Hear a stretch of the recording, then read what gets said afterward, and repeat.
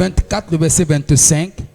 La Bible dit, saisie de frayeur, elle baissait le visage contre terre. Mais il leur dit, pourquoi cherchez-vous parmi les morts celui qui est... Pourquoi cherchez-vous parmi les morts celui qui est vivant? La version Colombe dit, pourquoi cherchez-vous le vivant parmi les morts? Pourquoi cherchez-vous le vivant parmi les morts? Alléluia. Lisons 1 Corinthiens 15. Ça c'est l'un des meilleurs versets qui parle de la résurrection. 1 Corinthiens chapitre 15, 3 à 8, que je vous conseille d'aller à la maison. Lisez 1 Corinthiens 15, vous allez voir une dimension élevée de la vie surnaturelle de Dieu. Alléluia. 1 Corinthiens 15, 3 à 8. Quelqu'un lit pour nous?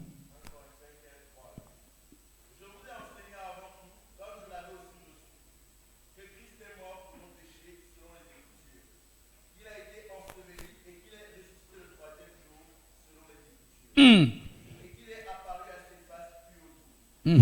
Ensuite, il est apparu à plus de 500 frères à la fois, oui, dont la plupart sont encore vivants et dont quelques-uns sont morts. Amen. Vous savez, Jésus ne peut pas se révéler à vous s'il n'a pas accompli la mort, l'ensevelissement et la résurrection. Le Jésus qui a marché avec Pierre ne s'est pas révélé la même dimension qui s'est révélée à Paul. Je n'ai pas besoin de voir Jésus avec mes deux yeux. Mais parce qu'il est mort, enseveli et ressuscité, je peux le voir. C'est pour ça que la Bible vous dit qu'il est apparu, amen, à 500. Alors que la Bible nous dit qu'il y avait 120 dans la chambre haute. Amen. Seule la Bible nous décrit exactement le nombre supplémentaire. Vous voyez, Paul avait une révélation extraordinaire du Seigneur. C'est pour ça qu'il dit dans 1 Corinthiens chapitre 11, car du verset 23, j'ai reçu du Seigneur ce que je vous ai enseigné. Le jour où il fut livré, il dit à ses disciples, vous voyez, il avait la révélation, car j'ai reçu du Seigneur. Amen. Sommes ensemble. Je prie que Jésus se révèle à chacun de nous. Assieds-toi au nom de Jésus.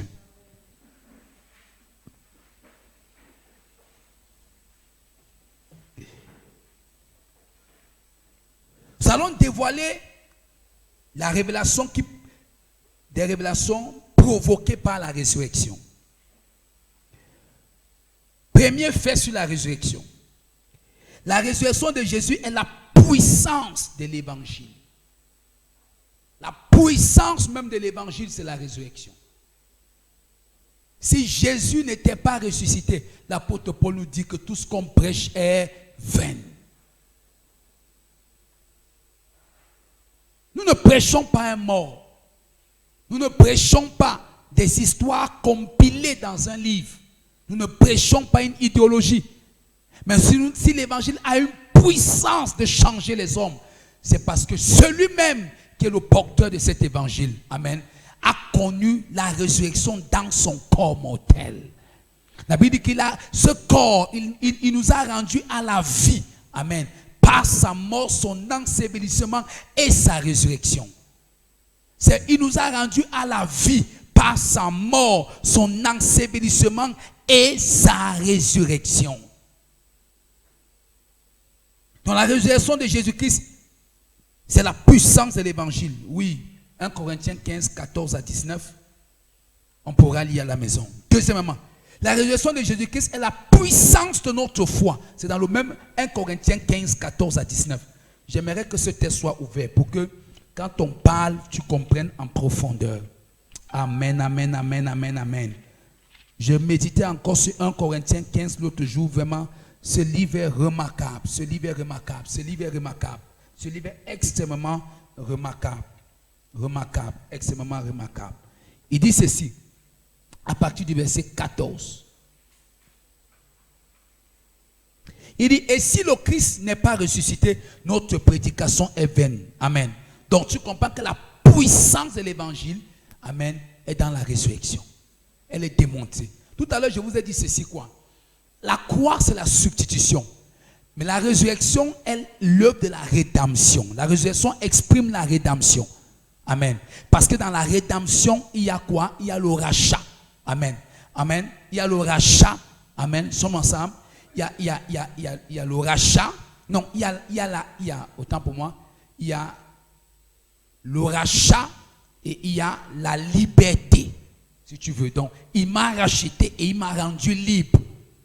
Il ne m'a pas racheté pour que je sois en ensemble dans la captivité de ses caprices, mais que je sois dans la liberté de sa rédemption. Donc, la résurrection est le symbole de l'œuvre de la rédemption.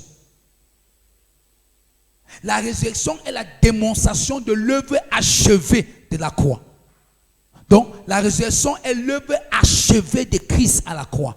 Il a commencé à la croix, il achève à la résurrection. Il n'y a pas un autre travail qu'il a fait.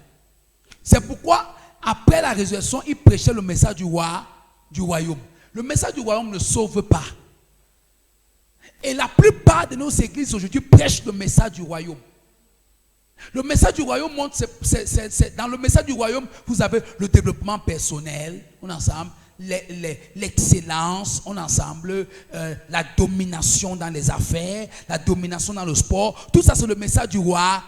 C'est bon, nous devons le prêcher, mais ce n'est pas le message fondamental. Beaucoup d'églises sont calées dans ce message seulement. Vous arrivez aujourd'hui en Europe, tout c'est le développement personnel dans tous les églises. Les gens rient parce qu'ils sont dans le stress. Il faut que le pasteur aujourd'hui en Europe soit un bon comédien, un bon psychologue. Quand il fait rire, toute la foule rit. Vous voyez souvent ça dans les prédications des Américains. Amen.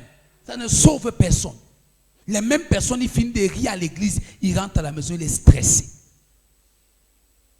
Donc, le message, l'œuvre a été achevée à la résurrection. Il n'y a plus un autre message qui peut libérer comme celui de la croix, l'ensevelissement et la résurrection. C'est même ce pourquoi il est venu. Mais il a prêché le royaume pour les montrer que comme vous restez quand même sur la terre, voici ce que je vous enseigne. Alléluia. Ensuite, il dit quoi? Verset 14.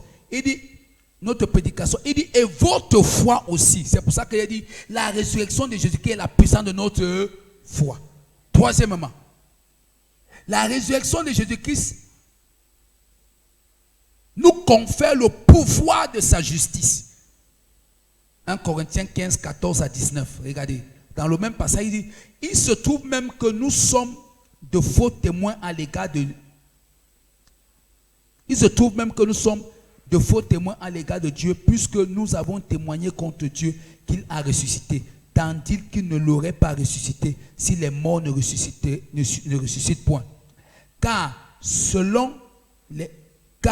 les morts ne ressuscitent point, Christ non plus n'est pas ressuscité. Et si le Christ est ressuscité, et si le Christ n'est pas ressuscité, notre foi est vaine, vous êtes encore dans vos péchés. Par conséquent aussi, ceux qui sont morts en Christ sont perdus. Si c'est dans cette vie seulement que nous espérons en Christ, nous sommes les plus malheureux de tous les hommes. Amen. Or, regardez, tous les messages qu'on prêche la plupart du temps, c'est de nous montrer que toute notre espérance est dans cette vie.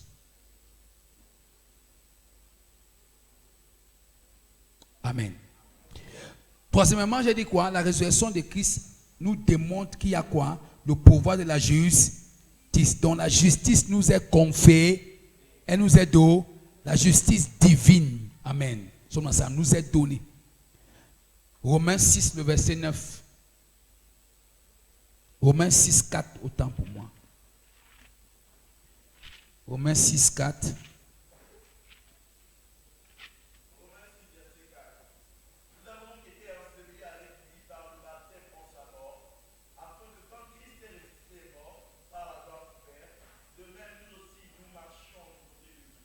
Amen. Nous avons été ensevelis avec lui. Quatrièmement, la résurrection de Jésus-Christ est la graine de résurrection pour tous les saints à l'enlèvement. La résurrection de Christ, si tu veux, est la semence. La résurrection de Jésus-Christ est la semence pour tous les saints à l'enlèvement. Donc, parce que Jésus a ressuscité, nous aussi, nous allons ressusciter. Nous aussi, nous allons ressusciter. Donc, en fait, Jésus-Christ voulait démontrer, par sa résurrection, il nous prépare à l'enlèvement. à la résurrection, à l'enlèvement. La Bible dit que quoi? 1 Thessaloniciens chapitre 4, les morts en Christ ressusciteront premièrement. Ensuite, nous les vivants, nous ressusciterons ensuite. Cinquièmement, la résurrection de Jésus-Christ est notre voie d'évasion de la vie de misère. Donc, parce que Jésus-Christ a ressuscité, tout ce qui dans ma vie connaissait la mort est censé ressusciter. La résurrection de Jésus est une évasion de la misère de cette vie terrestre. Ça veut dire que je ne peux plus rester captif parce que Jésus a ressuscité. Alléluia. Je ne peux plus voir mes affaires par terre. Ce n'est plus possible. Ce n'est plus possible que mes affaires soient par terre. Parce que Jésus a ressuscité. Je prophétise sur tes affaires au nom de Jésus. Que révèle la résurrection? Que révèle la résurrection? Que révèle la résurrection? Je cours parce que je vous ai dit que c'est un peu très long. Nous sommes aujourd'hui le dimanche de la résurrection. C'est pour ça que je prêche beaucoup. Je veux m'attarder sur la résurrection. Que révèle la résurrection? La résurrection révèle que Dieu est le gardien de sa promesse. Que quand il a dit, personne, amen, ne peut contredire. La résurrection nous révèle que Dieu est le gardien de la promesse.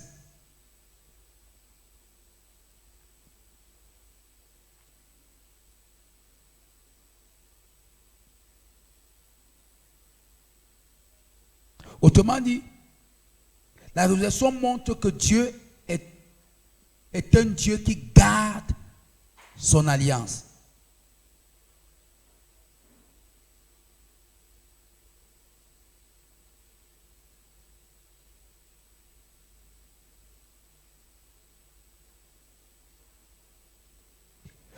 La résurrection montre que Dieu garde son alliance.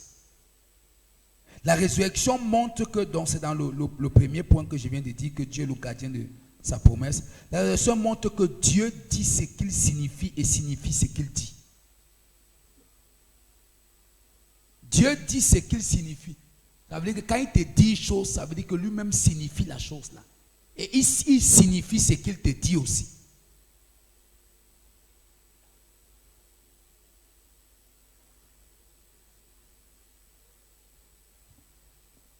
On va voir, il y a beaucoup de versets. Je ne sais pas comment on va faire vraiment. Marc 8, 31. Notez seulement les versets. Genèse 1, 3. Genèse 6, 7. Genèse... Attendez. Marc 8, 31. Jean 2, 19 à 21. Matthieu 16, 21 à 23. Matthieu 20, 18.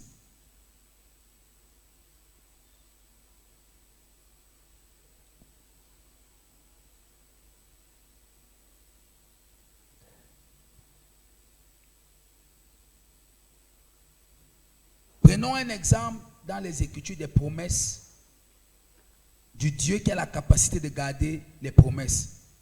Exemple scripturaire du Dieu qui a la capacité de garder les promesses. 1. La promesse de Dieu de ressusciter Jésus d'entre les morts. Dieu avait déjà prophétisé que Jésus allait ressusciter d'entre les morts. Et c'est là. La résurrection de Jésus-Christ nous démontre également, nous révèle que Dieu tient à sa parole. Il tient à sa parole. Il tient à sa parole. Dans Marc 8, 31. Marc 8, 31. Est-ce qu'on peut lire?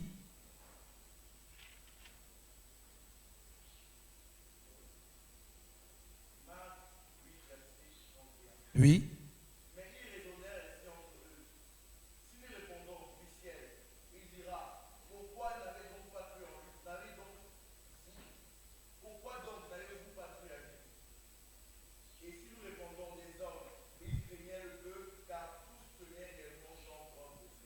Commence au verset 30. Le baptême de Jean venait-il du ciel ou des hommes? Répondez-moi. Mais il raisonnait ainsi entre eux. Si nous répondons du ciel, il dira, pourquoi donc n'avez-vous pas cru en lui?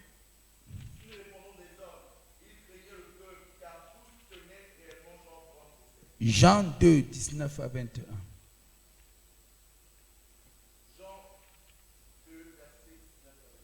Oui.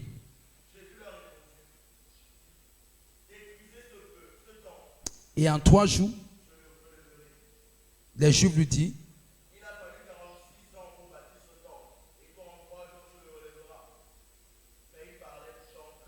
il parlait du temps de son corps. Il voulait dire que quand vous m'aurez détruit, amen, on est ensemble, après le 3e, je vais ressusciter.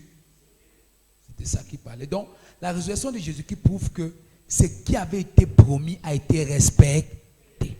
Amen. Donc, il est inadmissible que tu ne croies pas en Dieu. Parce que Dieu, par la résurrection de Jésus, il a prouvé sa fidélité. On vient de lire, tu n'abandonneras pas mon corps au séjour.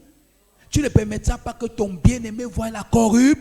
C'était une promesse que David annonçait, une prophétie, et qui s'est accomplie. Donc, il garde son alliance. Ton voisin, il garde son alliance. Il veille sur ses paroles. Un autre exemple, la promesse à Sarah, que Dieu est un Dieu qui garde. Il veille sur sa parole. Genèse 18, 10 à 3, 10 à 13. Genèse 18, 10 à 13 et Genèse 21, 1 à 2. Dans Genèse 21, 1 à 2, la Bible dit que l'Éternel vint accomplir ce qu'il avait promis à Sarah. Pourquoi on ne dit pas à Abraham? Pourquoi on ne dit pas à Abraham? En fait, Abraham n'a pas douté, mais c'est Sarah qui a douté. Amen. C'est ça. Dieu a promis à Abraham une descendance, mais il a promis à Sarah un enfant. Voilà la différence.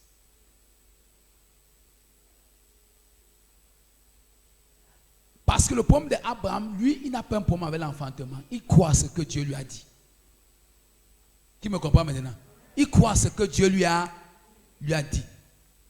C'est le jour là, c'est quand Dieu promet à Sarah qui dit que l'enfant va s'appeler I.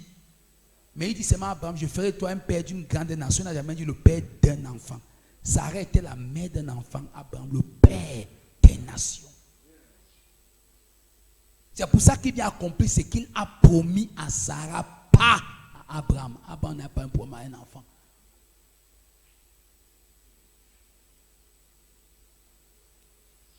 Il lui a même donné le nom. Il n'a jamais donné le nom à Abraham que l'enfant va s'appeler Isaac. C'est à Sarah qu'il est venu donner le nom. Que comme tu as Harry là, il va s'appeler Isaac. Et dans Genèse 21, Dieu est venu accomplir sa parole. Il se souvint de la parole qu'il avait faite à Sarah. Donc la résurrection prouve que Dieu est un gardien d'alliance. Maintenant, il y a des choses qu'il t'a montrées en songe. Amen. En vision. Vous savez ce qui est impressionnant? Dieu n'avait jamais parlé. Tout ce qu'Abraham fait là, c'était dans les songes. Il dort, Dieu lui dit fais ceci, fais cela. Dieu t'a promis des choses, ne doute pas de Dieu. Il tient compte de sa parole. Alléluia. Vois comment je te regarde, vois comment tu paniques, vois comment ton amen n'a pas Jésus. Amen. Je vais ramener ton amen à la croix, ça va naître de nouveau. Et puis tu vas ressusciter ce matin. Alléluia. Il dit à Abraham, fais-toi père d'une grande nation. Il dit que tes descendants seront comme les étoiles du ciel, comme le sable au bord de la. Il n'a jamais dit que tu auras un enfant. Jamais. Vous savez pourquoi? J'ai compris une chose. Tous ceux qui doutent de Dieu, Dieu leur donne toujours un signe. Mais ceux qui ne doutent pas de Dieu, Dieu leur donne des évidences. Oh, ma vie, je ne sais pas comment ça va aller. Dieu dit, prends le mariage au moins. Amen. Tu crois que c'est quelque chose? C'est rien. Dans le mariage, tu as quand même un homme qui a conçu sa maison. Vous avez votre vie. C'est bon. Mais quand tu crois Dieu, amen, il te donne de régner sur cette nation, sur cette terre. Il te donne de posséder des possessions. Il te donne de démontrer sa puissance. Or, Israël démontre la foi d'Abraham. Amen. C'est pour ça que je vous avais prêché ça. Que Abraham symbolise la foi et Sarah symbolise la grâce. La foi, amen, c'est pas la foi que vous êtes sauvés au moyen de la grâce. C'est pour dire que Sarah, la grâce vient au secours de celui qui n'a pas la foi.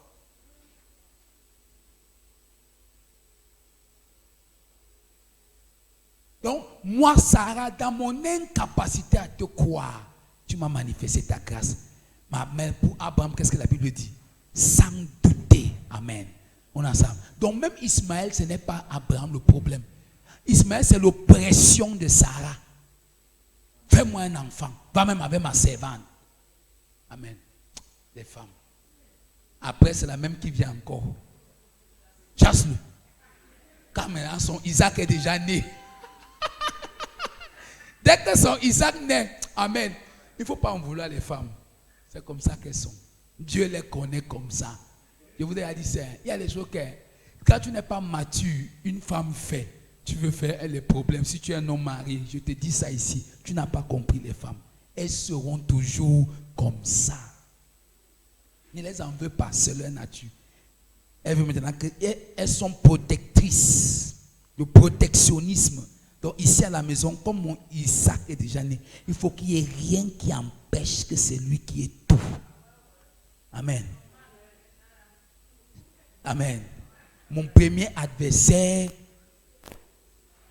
amen, chasse-le maintenant. Isaac, toi, tu es le propriétaire de tout. La même femme qui a bataillé jusqu'à Isaac, Ismaël l'a né. Amen. Sommes ensemble. Donc, elle manquait de foi. Amen. C'est pour ça que la grâce est venue. Qu'est-ce que Pierre dit? Viens au secours, amen, de notre foi. Parce qu'on n'en a pas. C'est la grâce. Alléluia. C'est pour ça que Sarah symbolise la grâce, Abraham la foi. Les deux donnent le salut. Amen. Donc, il faut les deux. Donc, on n'en veut pas Sarah, il faut les deux. Amen. Sommes ensemble. Parce que là où tu crois que tu n'as que la foi, il faut que Dieu démontre que à côté, il y a la vulnérabilité. On est ensemble. Ça veut dire quoi? Ça veut dire que toi et Sarah, vous êtes une seule chair. Donc, Abraham, un côté, tu as la foi. Parfois, j'étais aussi vu douter en Sarah. Amen. Donc, c'est important. Donc, Dieu promet. Un autre exemple. La promesse d'Israël en Égypte. Genèse 15, 13 à 15. Exode 12, 40 à 41. Donc Dieu a promis qu'il allait leur donner, amen, une terre. Qu'il allait leur sortir, autant pour moi, qu'il allait leur sortir de l'esclavage. Aujourd'hui, nous parlons de la Pâque, non? La Pâque, c'est la Pâque, non? Nous sommes dans la semaine de la Pâque, non? Aujourd'hui, c'est dimanche de Pâque, non? Dieu leur a promis qu'il devait le mot Pâque, je n'ai même pas prêché sur ça. Le mot Pâque signifie quoi? Ça signifie quoi? Délivrance. Allez chez l'homme que vous allez voir à la couche d'eau sur la tête. Car c'est chez lui que nous mangerons la Pâque. Amen. C'est chez lui qu'il y aura la délivrance. Or, pourquoi cette délivrance? C'est ce que Exode démontre bien. La nuit de la délivrance, où Dieu les a délivrés des malheurs de l'Égypte. Amen. Nous sommes ensemble. Or, le mot Pâque signifie aussi passer outre. C'est pour ça que c'est l'anglais qui est très bien. L'anglais dit pass over. Passer outre, ça veut dire quoi? Ça veut dire que je verrai le sang et je vais traverser, aller ailleurs. Donc, dans la Pâque, on est épargné. Dans la Pâque, on connaît la délivrance. Dans la Pâque, on connaît, on est ensemble. Donc, Exode, il les a promis la délivrance. Une autre promesse? Non, ça va. Ce que Dieu, ça veut dire que Dieu veut nous démontrer que ce qu'il dit, ça peut être légèrement retardé, mais il ne peut jamais être nié dans ce qu'il a dit. Ce que Dieu te dit peut retarder, mais ça ne sera pas annulé. Même si, amen, je prophétise sur ta vie, tout ce que Dieu t'a dit va s'accomplir. Ça peut tarder, mais ça va s'accomplir. Nous sommes ici. Ça peut tarder, Franck, mais ça va s'accomplir. Maintenant, ça peut tarder soit parce qu'il y a des oppressions, ou soit parce que tu n'as pas encore saisi. Amen. Mais ça ne signifie pas que tu ne l'accompliras pas. Alléluia. Est-ce que je parle à quelqu'un? Laisse-moi te dire ceci.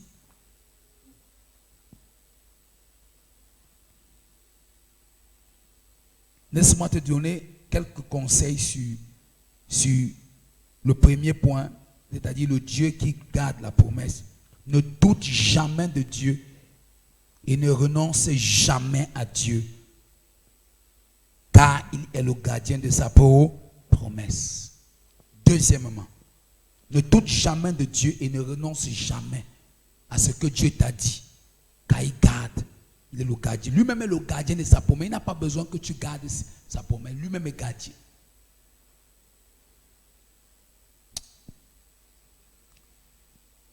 Deuxièmement, deuxième conseil, fais confiance en Dieu pour t'aider à ne jamais être toi-même l'obstacle à la parole qu'il t'a donnée.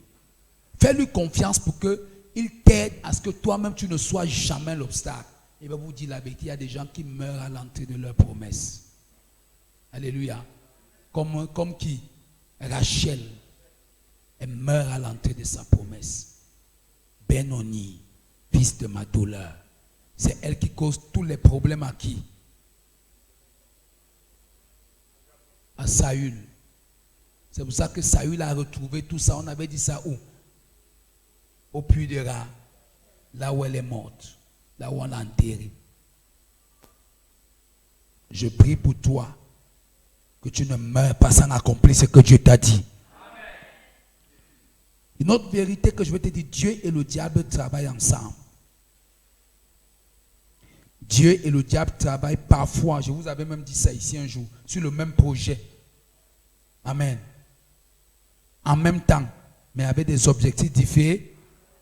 Dieu et Satan travaillent sur le même projet en même temps, mais avec des objectifs différents. Ça veut dire quoi? Amen. C'est ça. Dieu dit, je vais vous délivrer de l'Égypte. Satan par Pharaon dit, vous ne sortez pas. Les deux travaillent au même mot. Moïse est là. Moïse vient avec la puissance de Dieu. Pharaon soit avec la puissance des ténèbres. Les deux travaillent au même moment. Amen. Pour la même cause, mais avec des objectifs différents. L'objectif de Dieu, c'est quoi? C'est que toi, tu sois délivré. Mais l'objectif de Satan, c'est quoi? Tu restes captif. Mais aucune captivité dans cette saison ne restera dans ta vie au nom de Jésus. Pendant que 2020 connaît des périodes de calamité, où tout le monde dit que l'année est devenue mauvaise parce que tout est au ralenti. Je me rappelle quand je recommandais encore ça. La somme que j'ai fabriquée, les 40 premiers cache-nez, n'est pas la même. Je suis revenu, on me dit que l'élastique qui coûtait 50 est devenu 150. Par ailleurs, même 200 francs. Tu imagines? Ça. Le coton qui coûtait 200, je ne sais pas où c'est le mètre, ou c'est quoi, il est devenu 400. Cette année pour ce monde est finie, c'est vrai. Vous savez pourquoi? Parce que nous qui ne connaissons pas comment fonctionne l'économie, parfois on pense que non, ça n'a rien, parce que tu as de quoi manger chaque jour. Amen. Mais je vais te dire, le monde est au ralenti grave. Les Jeux Olympiques sont déjà renvoyés. Ça n'existe plus pour cette année. Amen. La Coupe d'Europe est renvoyée. Vous savez ce que la Coupe d'Europe devait rapporter à tous l'Europe. C'est la première fois qu'on devait jouer la compétition dans tous les pays de l'Europe. Amen. Le CHAN qui devait donner l'argent au Cameroun, la semaine-ci, monsieur Kissa, on se comprend, la semaine-ci, le CHAN est renvoyé. Que sera? Non, vous voyez un peu ce qu'il explique. La plupart des grandes compétitions, des grandes rencontres sont bouleversées à cause d'un démon, du Covid-19. Toutes les nations sont bousculées, tout le monde ne sait plus comment les choses vont se passer. Je suivais l'autre jour, on dit actuellement toutes les grandes entreprises américaines et françaises ont perdu leurs actions de 50% en Chine. Parce que la plupart de leurs entreprises étaient en Chine. Ayant donc rapatrié les ouvriers, n'ayant plus les moyens pour tout ça, même plus l'entreprise ne fonctionne plus. Les Chinois ont racheté 50% des parts de la plupart des entreprises. Le monde est en difficulté. Voilà là où le monde est. Mais tu crois que Dieu qui t'a promis quelque chose pour 2020 n'avait pas déjà vu Covid-19? Nous sommes ensemble. Il avait déjà vu ça. Il dit, il dit, avant le commencement, j'étais. C'est pour ça que Jésus leur a dit, avant qu'Abraham fût, j'étais. Ça scandalisait les Juifs. Il voulait leur dire, vous savez, c'est moi qui ai créé Abraham. Tu veux dire que tu es plus grand que Abraham? Toi? Non. Tu entends qu'est-ce qu'ils ont dit? Blasphème, démon, Belzébul. Jésus leur dit, vous aussi, vous êtes les fils de la rébellion, fils de Satan. Les querelles ont commencé. Sommes ensemble. Ça, c'est quelque chose que vous devez comprendre. Jésus avait déjà vu tout ça. Dieu avait vu ça, mais ça n'a pas empêché. Je t'avais dit ici, Dieu a déjà allé finir ton 2020 avant de venir commencer avec toi en janvier. Donc, il a vu Covid-19. Amen. Mais il dit comme sur les ailes de l'aigle. Il dit, je vous ai transporté dans le désert. Amen. Ça veut dire que vos vêtements ont grandi sur vous. Vos chaussures ont grandi sans entreprise textile. Vous n'avez pas manqué de vêtements. Est-ce que je peux prêcher quelqu'un? Je m'en fous de Covid-19. Parce que je vais te dire une chose. Derrière les grandes afflictions, j'ai un témoignage qui m'a marqué ici. Je lui ai partagé ça. Une soeur m'a appelé l'autre jour, me dit, papa, depuis que je suis depuis ma vie, je n'ai jamais touché l'argent. Je n'ai jamais touché 1 million.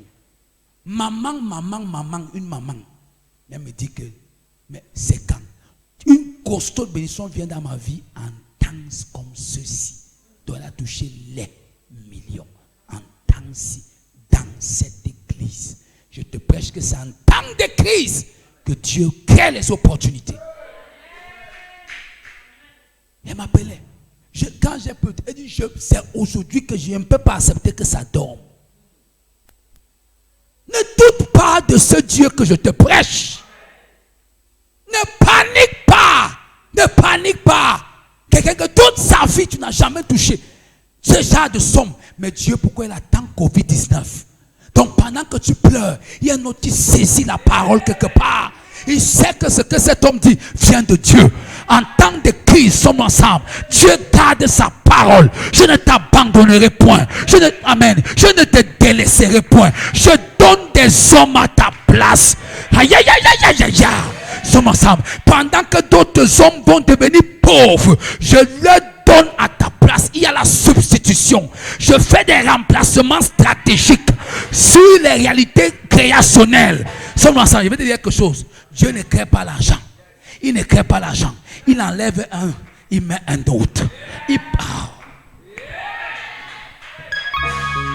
Oh, je n'ai pas prêché comme ça depuis.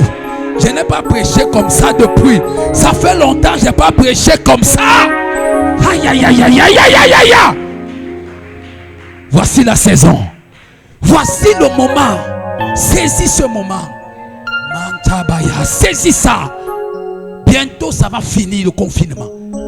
Où est-ce que Dieu va te positionner stratégiquement? Quelle porte va s'ouvrir? Quel chemin va se frayer? Il tient sa parole. Il tient sa parole. Il tient sa parole. Il n'est pas un homme pour mentir, ni le fils d'un homme pour se repentir. Alléluia. Oh, quand elle me le disait, les larmes coulaient de ses yeux. Merci. Elle me dit merci, papa, merci.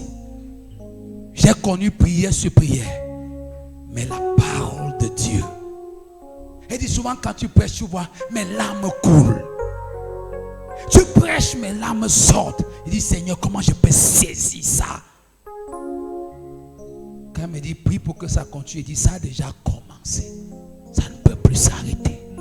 C'est un Dieu fidèle. Don't be afraid. Tu vas acheter les terrains pendant cette période. Va là dehors, partout les voitures sont à vendre. N'importe qui. Tout est à vendre. Les choses sont à vendre. Parce qu'il y a la crise.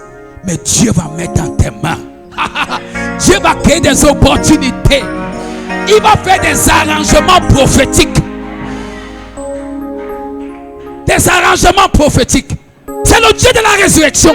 Pendant que les hommes ont mis les pierres pour veiller à ce que leur parole, la parole de leur maître Satan s'accomplit, que tu ne sors pas.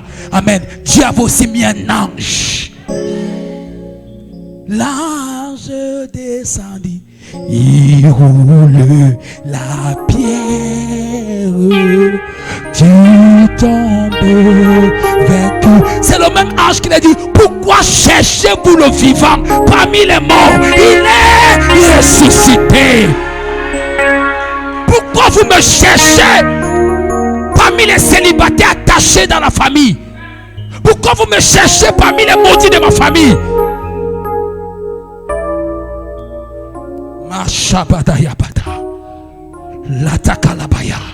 Sommes ensemble. Je suis ressuscité. Il tient sa parole. Il tient sa parole. Do you believe in that word? Tu crois la parole? Tu crois la parole? Tu crois la parole? Danse dans la parole. Chante la parole. Confesse la parole. Tout ce que tu as fait, c'est dire je sais que le ressuscité est en moi. En lui, est-ce que je prêche? En lui, je suis mort. En lui, j'ai été enseveli. Ensemble, nous avons ressuscité. Nous sommes assis à la droite de Dieu le Père.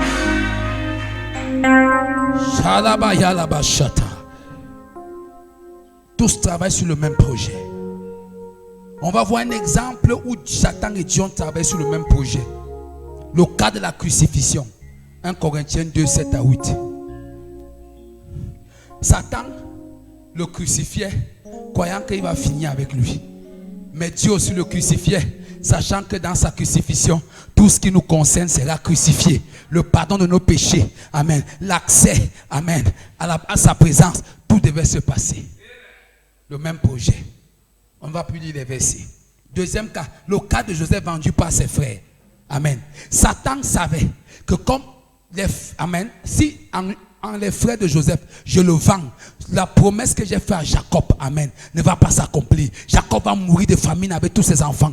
Et la descendante d'Abraham va disparaître. Sommes ensemble. Il ne savait pas que Dieu aussi avait déjà dit, comme je vois la famine, Joseph, tu vas arriver en Égypte, tu seras prince d'Égypte. Parce que depuis que tu étais tout petit, j'avais déjà mis le rêve en toi. Sommes ensemble. Tout était déjà tracé. Les deux travaillent sur le même projet, au même moment, mais avec les objectifs différents. Pendant que Satan est en train de me maintenir célibataire, sommes ensemble. Il ne sait pas que dans le même célibat, là, Dieu est en train de me préparer. Dieu met en toi tous les potentiels d'une bonne femme, d'un bon mari. Sommes ensemble. Et on est là, ça fait 10 ans. Les mêmes 10 ans, Dieu ne fait que me préparer aussi. Sommes ensemble. Et le jour du mariage, mon mari dit, c'est toute la femme-ci que je voulais. C'est tout l'homme-ci que je voulais.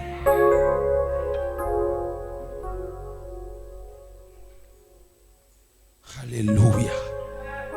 J'ai une parole pour toi ce matin. Genèse 45, 3 à 8. Genèse 50, 15 à 21. On va pas lire. Donc le diable pensait que s'il vendait Joseph, amen. Mais il ne savait pas que Dieu envoyait Joseph au-devant d'eux. Amen. Donc ce que le diable travaille pour le mal, Dieu finit par le tourner en bien.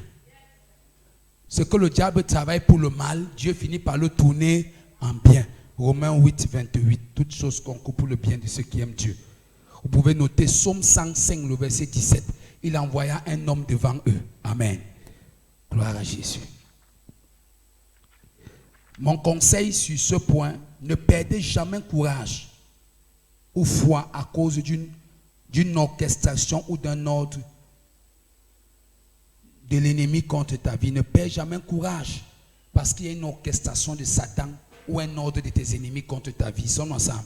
Ne perds jamais courage parce que pendant qu'ils font ça, au même moment, Dieu aussi est en train de tourner ça pour le bien de ta vie. Deuxième conseil dessus. Fais confiance en Dieu pour travailler. Amen. Pour travailler son but au milieu de l'activité de l'ennemi. Fais confiance en Dieu pour travailler sa cause au milieu des activités de l'ennemi. Donc fais confiance en Dieu pour travailler son but au milieu de l'activité ennemie.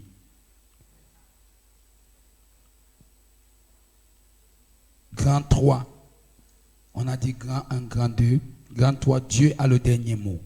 La résurrection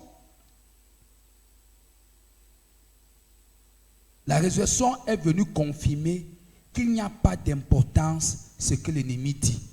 Mais c'est Dieu qui a le dernier mot. Mais les pierres organisent les gens en tout la tombe. Ce n'est pas important. C'est ce que Dieu a dit qui est important. Donc la résurrection nous démontre que Dieu a le dernier mot. Pendant que vous mettez tous les gardiens pour veiller. Amen. Sommes ensemble. Dieu a le dernier mot. Oh God. Peu importe les mouvements de ton ennemi. Amen. Amen. C'est le dernier pas de Dieu qui est important. Même si tes ennemis font les mouvements comment, c'est le dernier pas de Dieu qui est important. Je prends le témoignage de cette maman-là, je te donne. Dans cette saison-ci, ton témoignage sera grandiose. Tu vas voir ce que tu n'as jamais vu. Peut-être en sortant du confinement, c'est ton mariage que je vais célébrer ici. De manière glorieuse, de manière somptueuse. Breathe upon me, breath of God. On y va, j'étais juste en train de lancer un chant. J'aime ma chorale. Ah, j'aime ma chorale. Ou quelqu'un dit que je vais aller manger la Pâque à la maison. Peu importe la conclusion que l'ennemi a tirée. Amen. C'est Dieu qui décide la conclusion finale et de toutes les questions à répondre. Quelle que soit la conclusion que ton ennemi, amen, a tirée, c'est Dieu qui décide la conclusion finale. Je vous ai dit ici l'autre jour, un monsieur était couché à l'hôpital du Covid-19. Amen. Il savait que pour lui était fini. Les médecins avaient dit c'est fini. Mais il y avait un ancien missionnaire qui était venu servir Dieu au Nigeria pendant 12 ans. Dans un état.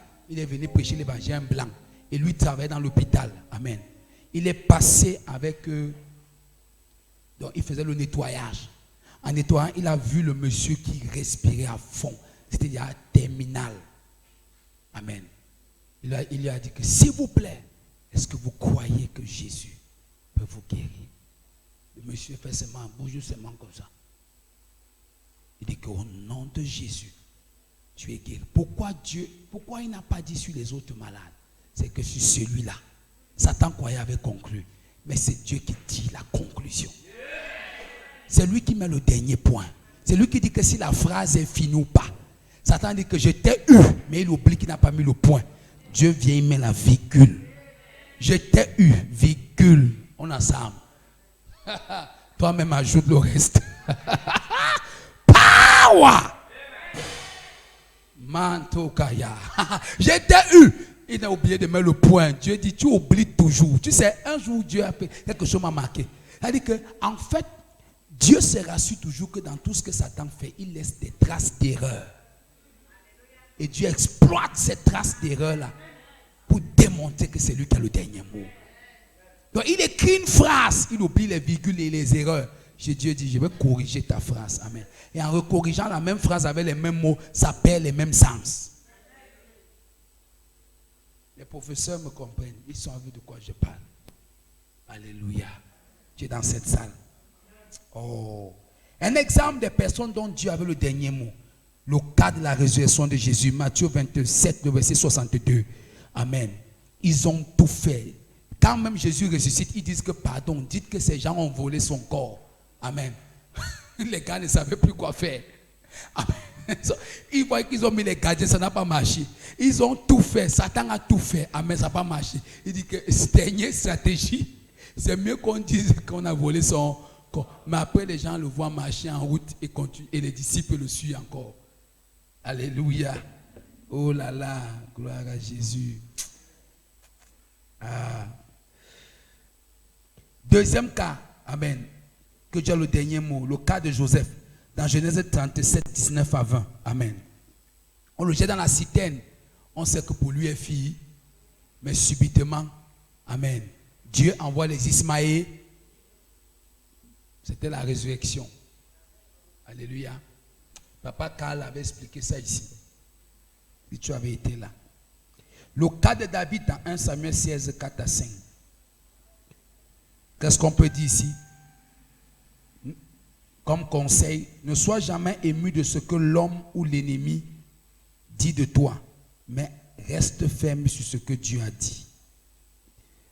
Deuxièmement, laisse-moi courir. Ne jamais abandonner. Amen. Attends toujours ton déménagement spirituel.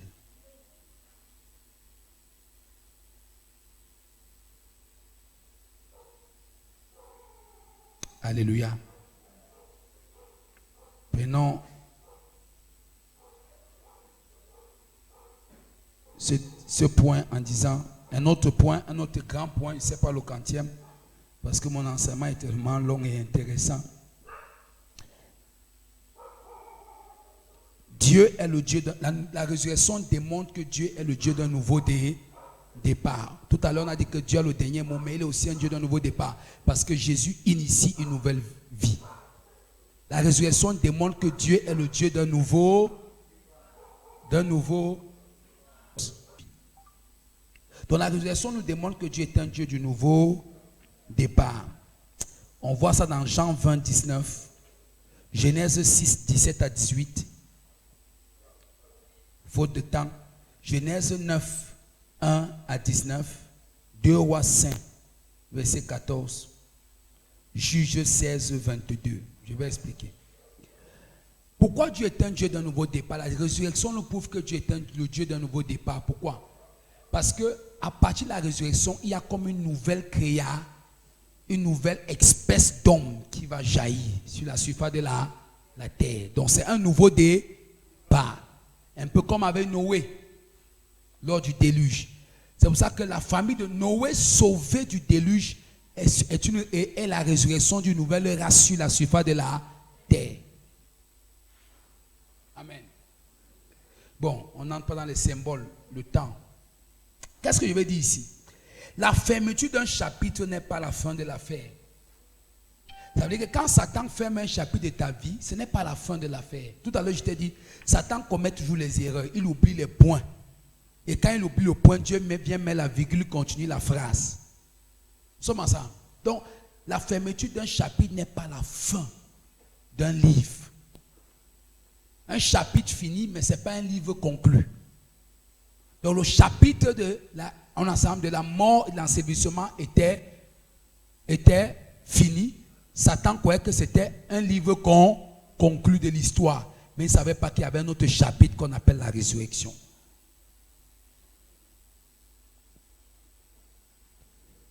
Ça, c'est important. C'est ça? D'accord. Il peut toujours avoir l'ouverture d'un autre chapitre ou la conclusion d'un livre. Quand l'homme prend fin, Dieu, c'est là que Dieu est au début. La fin de l'homme marque le début de Dieu. Vous voyez comment les gars mettent tous leurs muscles pour mettre la pierre sur la tombe. Amen. Mais ils ne savent pas que rien que le souffle de Dieu bouscule la tombe. Là où leur énergie se puise, c'est là que pour Dieu, lui, commence. Alléluia. Oh, quand je vous parle, voici l'évangile. Hein. C'est pas ce qu'on a l'habitude de dire aux gens. Oh, tu seras, non. La vraie compréhension de l'évangile, c'est le Dieu qui te restaure sans faire de bruit. Tu vois le genre là? C'est-à-dire qu'on n'a pas besoin de te faire des promesses fallacieuses, des prophéties pompeuses et tout ce que tu peux recevoir. Mais tu vois Dieu à l'œuvre. Il relève ta vie d'un point X à un point Y. Et quand il t'amène d'un point X à un point Y, tu as la compréhension de ce qu'il vient de faire. Ça veut dire que non seulement Dieu t'a restauré, mais tu as une expérience de ce qui s'est passé. Et c'est ton expérience devient le relèvement d'un autre. Amen. C'est pour ça que les gens prêchent la restauration, mais ils n'ont jamais connu cette restauration. Amen. Mais quand tu prêches la restauration, tu connais ça, si tu as vécu ça, tu prêches à quelqu'un, tu sens la puissance. Il peut la vivre. Ah, c'est important. Dis à ton voisin, trop important. Donc quand l'homme prend fin, c'est quand l'homme prend fin que Dieu commence. Quelle est la fin de l'homme? Là où est la fin de l'homme avec son serviteur, avec son collègue des ennemis, le diable, c'est là que c'est le commencement de Dieu. Dieu est appelé Alpha Oméga. C'est l'abus de langage qui fait qu'on dit Alpha et Oméga. C'est juste parce que, bon, l'incompréhension. Mais Alpha Oméga signifie à la fois le commencement, à la fois la fin. Quand tu dis Alpha et, ça veut dire qu'il est au commencement, ensuite il est à la fin. Au milieu, donc il est où? Amen. Il est où au milieu? Alpha, oméga, ça veut dire qu'il couvre la surface du temps. Depuis le début, la première minute jusqu'à la fin, il couvre tout ça. C'est pour ça qu'on dit que alpha, oméga. Amen. Oh Dieu. Oh Dieu. Oh. Tu ne dois pas te décourager. Tu ne dois pas abandonner. Alléluia. Nous n'allons jamais abandonner. Nous savons que cette histoire est vraie. Je vous dis, ce n'est pas la théologie que moi je vous prêche. Moi je prête des enseignements pratiques à la base de ma propre vie. Dieu est vrai. Il peut te promettre une chose. Amen. Il accomplit la chose. Il couvre l'espace du temps. Alléluia. Courant pour finir. On a dit. Donc, un exemple dans la Bible où Dieu démontre le nouveau départ. On voit le déluge. Le déluge. Dans Genèse 9, 1 à 19, un nouveau départ. Quand ils sortent du déluge, c'est un nouveau départ. Amen. C'est un nouveau départ. Un autre exemple.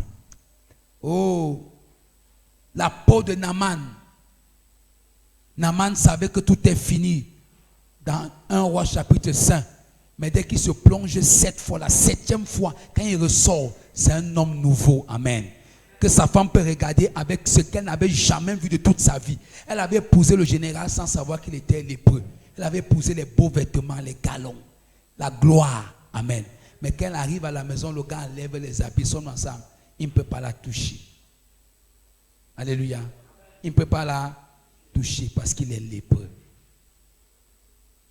Mais cette femme a vu un nouveau départ sur un nouveau homme qu'elle le regarde.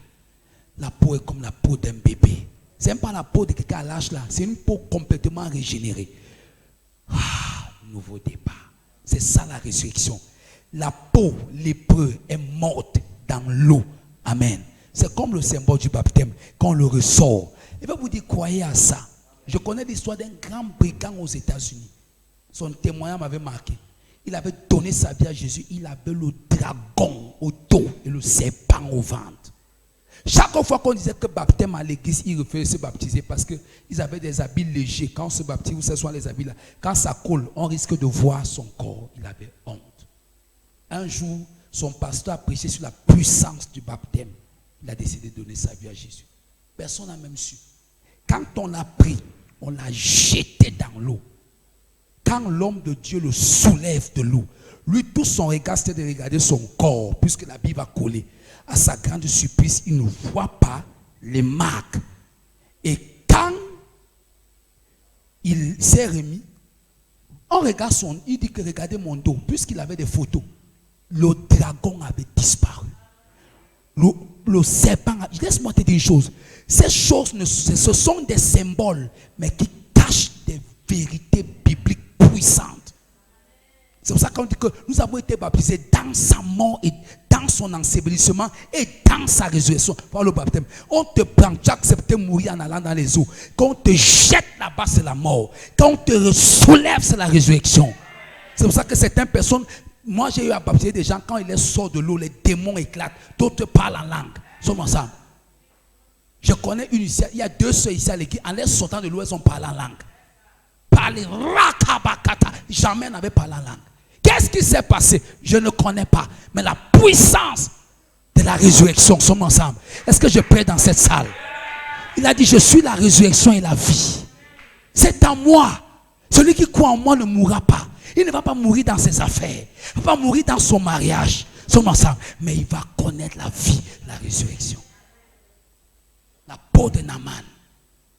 La fille, le fils de la fille de la femme de Naïm. Ensemble. Cette pauvre veuve, la veuve de Naïm, son enfant était mort. Elle pleurait, on passait avec le cercueil.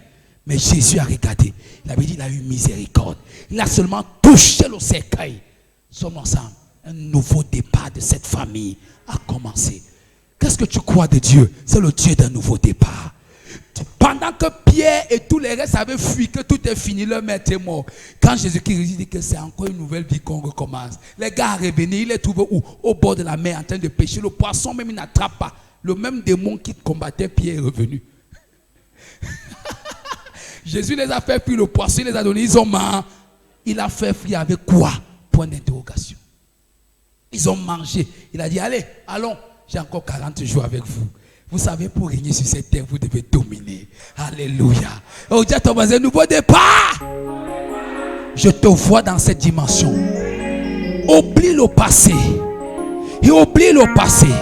Ne vous souvenez plus des événements passés. Ne vous souvenez plus de celles qui sont anciennes. Car, en ensemble, je suis sur le point de faire des choses nouvelles. Ne la reconnaissez-vous pas? Je mettrai un chemin dans le désert. Sur l'ensemble.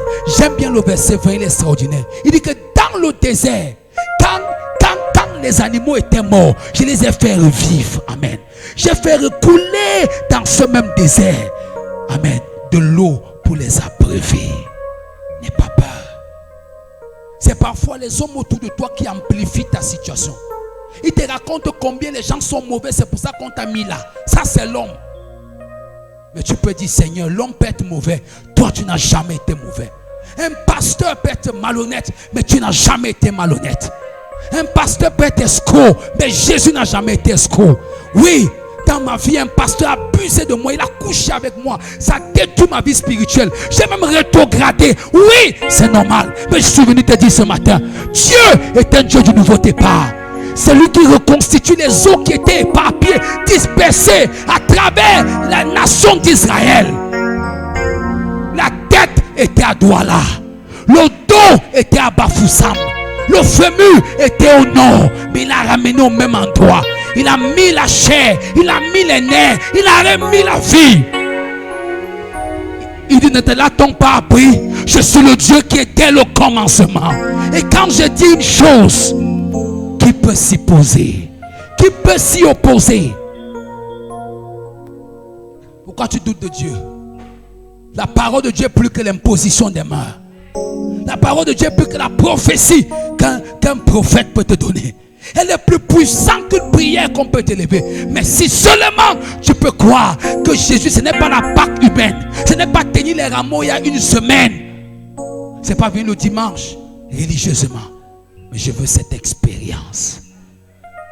Je veux que mon corps, qui n'avait jamais connu la santé, connaisse un nouveau départ.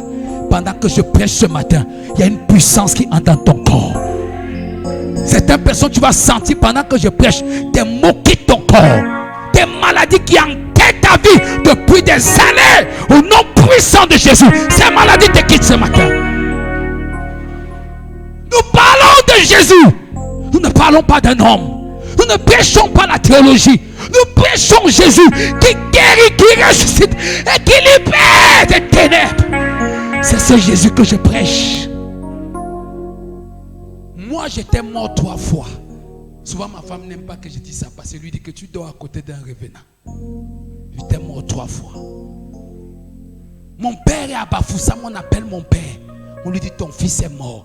Mon père dit que Pierre, je l'ai accouché. J'avais dit qu'il va servir Jésus. Il ne peut pas mourir. 3 fois. Quand les gens pleurent, le quartier sort. Tout le monde pleure, tout le monde pleure. On dit qu'on me prend pour aller à la morgue. C'est là que je reviens. On touche, il n'y a rien. 3 fois. Frère, depuis ce jour, ma femme peut vous témoigner. Je n'ai jamais connu l'hôpital. Ce Jésus est réel.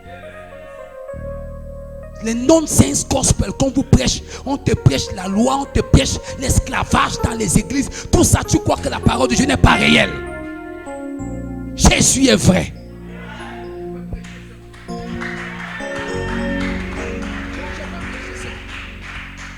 Jésus est vrai. Il est réel. Il n'est plus resté dans la tombe. La Bible dit qu'avec lui, j'étais crucifié à la croix. Avec lui, je suis allé dans la tombe. Avec lui, je suis ressuscité. Assis à la droite. Il dit qu'ensemble, nous sommes assis dans les lieux élevés. Alors, laisse que la police vienne m'arrêter. Si je meurs pour l'évangile, je suis mort pour Christ.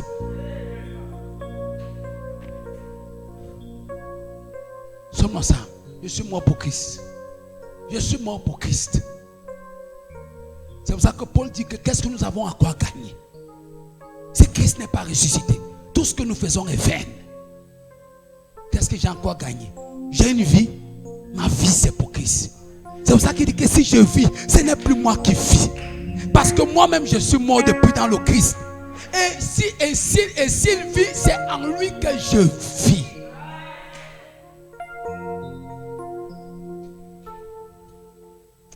de Dieu est puissante. Alléluia. Ah, les cheveux de Samson, tout le monde se moquait de lui, c'est fini. Samson, ta part est finie.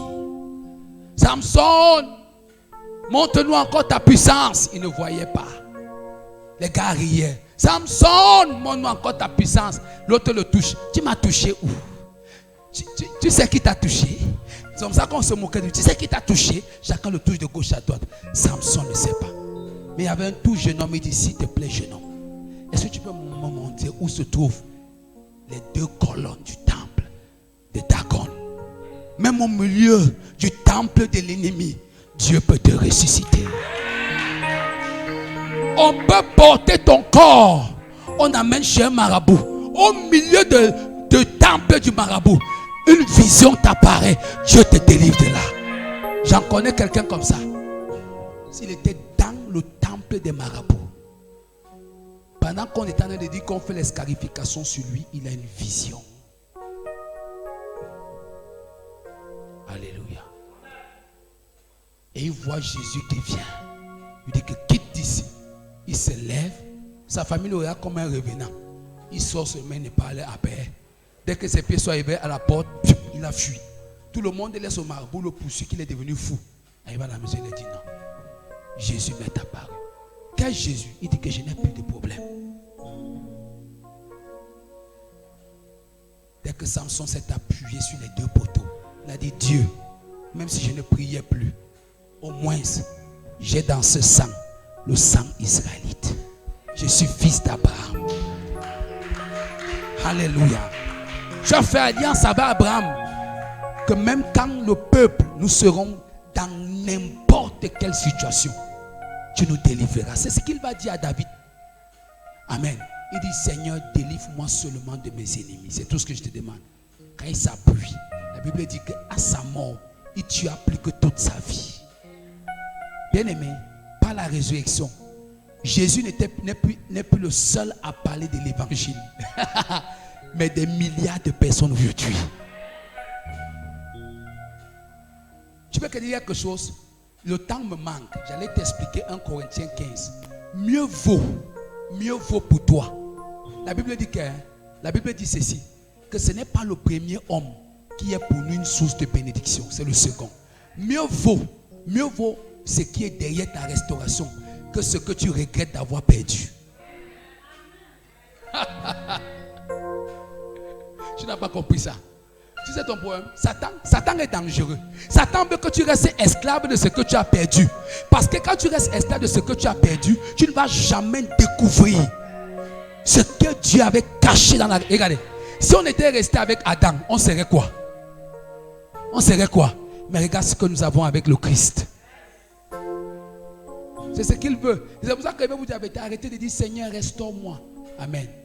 Dis parfois Seigneur, qu'est-ce que tu cachais derrière tout ce que j'avais perdu hier? Qui me comprend très bien. Qu'est-ce que tu cachais derrière la naisse que j'avais perdue et que je cherchais? Tu cachais la royauté. Si on lui redonnait la naisse, ça avait changé quoi sur sa vie? Pourquoi tu veux la restauration? Pourquoi tu veux la restauration de ce que tu as perdu? Alléluia. Oh, Shadabaye, Idabaya. Juge 16, 22. Mon conseil, ne laisse jamais ta vie passer avec le passé. Ne laisse jamais ta vie passer avec le passé. Que ta vie ne passe pas avec le passé que tu as connu. Une porte fermée ne signifie pas un cas fermé. Une porte fermée ne signifie pas une vie fermée. Une porte fermée dans ta vie ne signifie pas que ta vie est fermée. Ce n'est pas parce que je n'ai pas fait le concours, je n'ai pas réussi le concours que ma vie est fermée. La porte de ce concours est fermée, mais la vie n'est pas fermée. Oh, alléluia. I love the word of God. Toujours regarder vers Dieu pour de nouveaux départs. Détourne ton regard de la porte qui se ferme, car une autre s'ouvre. Pour chaque porte qui se ferme contre ta vie, il y a au moins ces 7 portes qui s'ouvrent.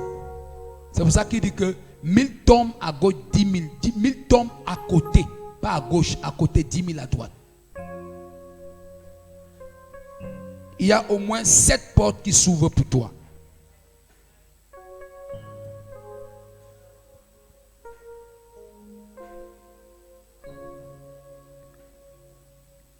Je finis. La résurrection démontre que la puissance de Dieu ne connaît pas de limites. Laisse-moi finir. Un matin, quand tu sens l'onction, ne regarde pas les circonstances. Laisse-moi finir. C'est moi qui est debout depuis le matin. La résurrection dernière, oui, c'est quoi?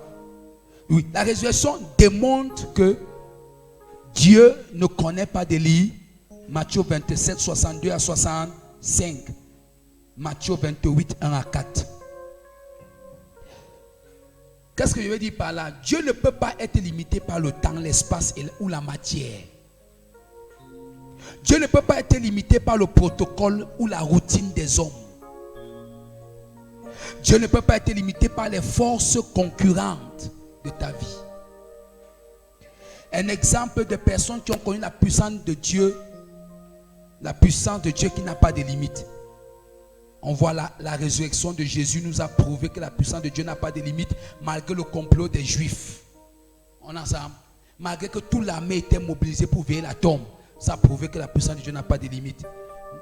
On voit ça dans Matthieu 28, 1 à 4, Colossiens 2, 14 à 15. Sarah, dans sa jeunesse, sa vieillesse, reçoit un fils. Genèse 18, 11. Elle conçoit, autant pour moi. Elle conçoit. Quel conseil je vais donner? Il ne dit pas que le pasteur est rapide. Quel conseil je donne à ce cinquième grand point? Ne limitez jamais Dieu. Ne limitez jamais Dieu. Mais plutôt, placez la barre de vos limites à sa dimension illimitée. Ne limitez jamais Dieu, mais placez la barre de vos limites à sa dimension illimitée.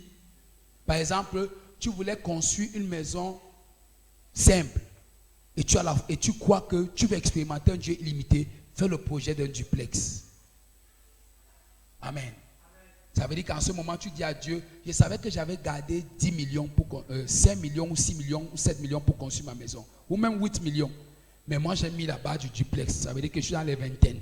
Là, tu attires la toute-puissance illimitée de Dieu dans les limites de tes finances. Je vous dis, essayez souvent ça. Ne mettez jamais les choses à la barre de vos avoirs, mais à la barre de vos dépassements. Romains 4, 19 à 20. Ne limitez jamais Dieu, mais élargissez votre capacité mentale. Deuxième conseil, laissez votre discours, vos actions et vos éloges refléter les attentes de possibilités illimitées. Ça veut dire que si tu veux tout ce que tu fais, laisse que ça montre que tu t'attends à ce qui est illimité. Alléluia.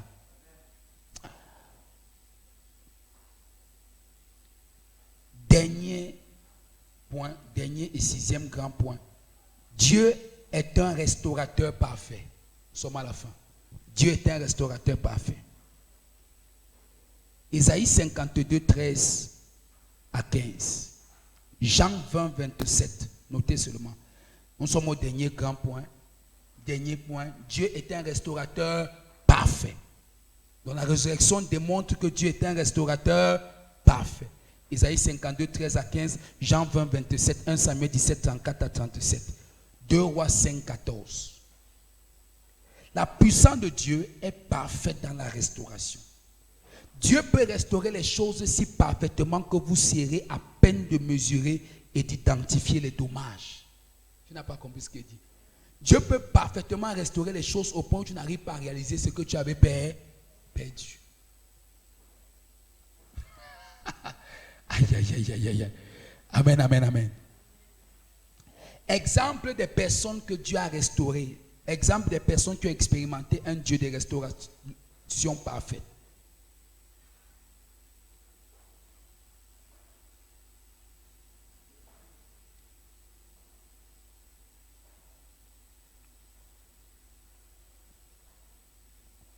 Amen, amen.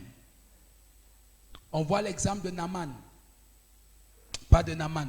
L'exemple de, comment je peux, Géasi. Dans 2 Rois chapitre 8.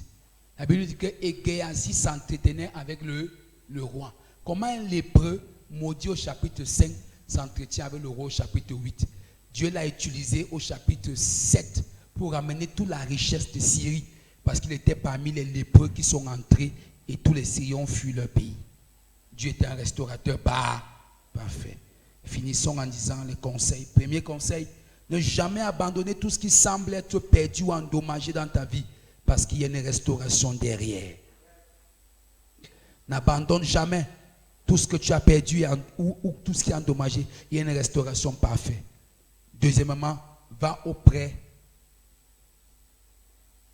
après ce qui est perdu par la foi et tu vas le retrouver. Va après ce qui est perdu par la foi et tu vas le retrouver. Laisse-moi te dire une chose ce matin. Dieu est un Dieu d'amour. Amen.